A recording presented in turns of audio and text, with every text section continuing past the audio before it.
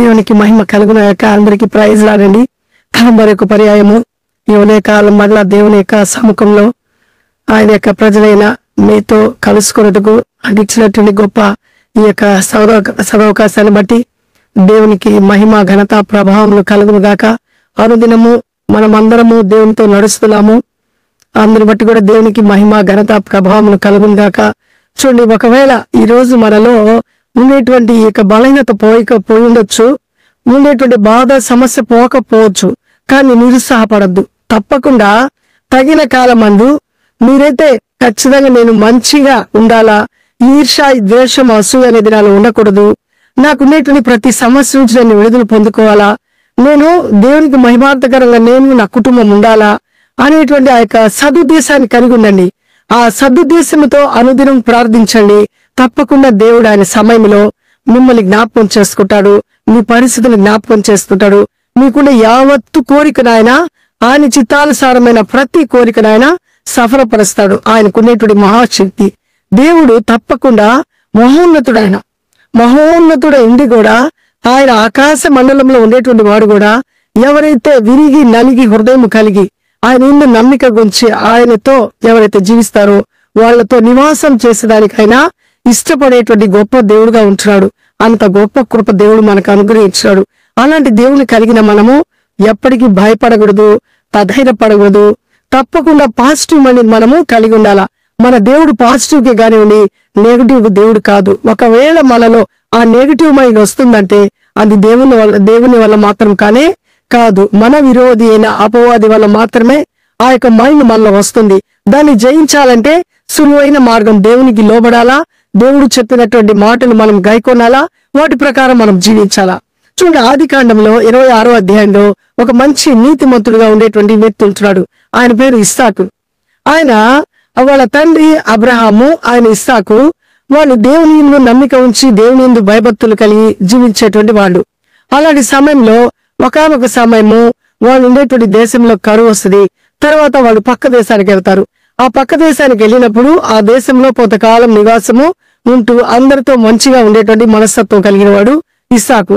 ఈ ఇస్సాకు ఆ సమయంలో ఆ దేశానికి వెళ్ళి, అంటే ఆ దేశంలో అప్పుడు రాజు అబీమెలెకు అనేటువంటి రాజు ఉంటాడు. ఆయన యొక్క వేలుబడిలో ఈయన కూడా ఆ యొక్క దేశంలో పరదేశిగా వెళ్ళి ఉంటాడు. ఆయన కొంచెం భూమి తీసుకొని అక్కడ కూడా చాలా కరువుతో ఉంటారు, అక్కడ కూడా ఇబ్బందుల్లో ఉంటారు.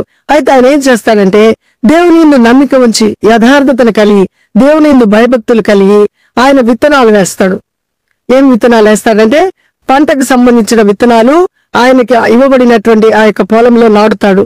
కొంతకాలానికి ఆ పంట సమయానికి 100% 100 పంటను తను పొందుకుంటాడు. ఆ దేశంలో ఆ పొలాలు కలిగిన వాడు సొంతగాలకి ఎవ్వరికి కూడా పంట లేదు, కానీ ఈయనకు మాత్రమే ప్రత్యేకమైన పంటను అక్కడ దేవుడు ఇస్తాడు. ఇది కారణం ఏంటంటే దేవునికి లోబడుతున్నాడు, దేవుని యందు భయభక్తులు కలిగి జీవిస్తున్నాడు. కాబట్టి ఆయన ఎంతో రిచ్ మ్యాన్ గా అక్కడ అయిపోతాడు. ఎలా? ఆయనకు కావలసినటువంటి పశువులు, ఆ తర్వాత గొర్రెలు, గొడ్లు, ఆస్తి, వంటలు చాలా చెప్పని సఖ్యము కానంత ధనవంతుడైపోతాడు. ఆ దేశంలో ఉండేటువంటి ఆ ప్రజలకు ఆయన పట్ల అసూయ కలుగుతుంది. మా దేశానికి వచ్చి మేమైతే ఏమి లేని వాళ్ళగా ఉంటున్నాము, మా పొలంలోనే ఈయన వచ్చి పంటలు వేసుకొని ఇంత గొప్పోడైపోయాడని ఆ అసూయని తట్టుకోలేక రాజు అంటాడు, ఇంకా మా దగ్గర ఉండబాక, ఇక్కడ నుంచి వెంటనే వెళ్ళిపో అంటాడు. అంటే మన ఆశీర్వాదము, దేవుడిచ్చేటువంటి ఆశీర్వాదము అది ఎన్నటికీ తరగదు. ఎవరైనా మనుషులు హెల్ప్ చేసినా నేను చేశా నా వల్ల వాళ్ళు ఇలా ఉన్నారు అని చెప్పుకుంటారు. కానీ దేవుడైతే అలా చెప్పడు. దేవుడి యొక్క సిద్ధాంతం ఏంటంటే, దేవుని యొక్క ఇష్టం ఏంటంటే మనం ఎల్లప్పుడూ అందరము సంతోషంగా ధనవంతులముగా మనం ఉండాలని, కానీ బెగ్గరలాగా మనం ఎల్లప్పుడూ ఏడుస్తూ బాధపడుతూ ఉండాలనేది దేవుడి యొక్క ఉద్దేశం కాదు. కాబట్టి మనము సంపాదించుకున్నట్టుకు దేవుడు ప్రతి ఒక్కరికి సామర్థ్యతనిచ్చాడు. ఆ సామర్థ్యత అనేది ఎలాంటిదంటే దైవత్వానికి సంబంధించింది.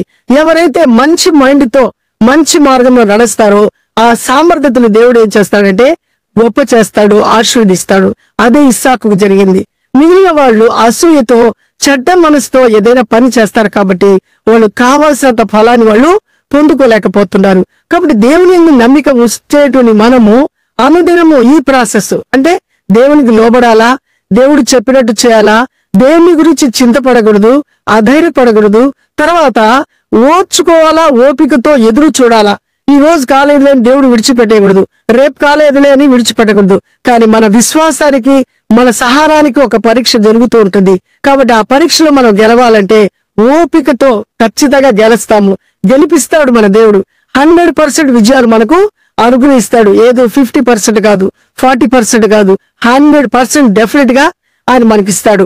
అలాంటి దేవుని మనం కలిగినప్పుడు మనం ఎల్లప్పుడూ ఏం కలిగి ఉండాలా? నమ్మిక మాత్రం కలిగి ఉండాలా, దేవునికి ఇష్టమై ఉండాలా. ఇష్టం లేకుండా మనం ఉంటే మనం ఏది కూడా ఈ లోకంలో సాధించలేం. సాధించినట్టే ఉంటాం కానీ ఏది సాధించలేం. ఉన్నట్టే ఉంటాయి అన్ని, ఏది మనకు ఉండదు. కానీ దేవుని నువ్వు కలిగి జీవించినప్పుడు అన్ని నీకు సొంతం అయిపోతాయి. ఆయన ఎందు ఆనందిస్తావు. నిన్ను బట్టి పరలోకం ఆనందిస్తుంది. అనేక ప్రజలకు ఆశీర్వాదకరంగా నువ్వు నేను మిగులుతాము. అది దేవుని యొక్క ఉద్దేశము. ఆ ఉద్దేశాలన్నీ నెరవేర్చబడాలంటే దేవునికి లోబడదాము. దేవునికి ఇష్టలుగా జీవించి ఇస్సాకు లాంటి ఫలాన్ని మనం కూడా పొందుకుంటాం. దేవుడు ఈ రోజు మన వినికిలో మనకి ఇచ్చినటువంటి గొప్ప ఆశీర్వాదపు మాటలు దేవుడు దీవించును గాక. ఆమేన్.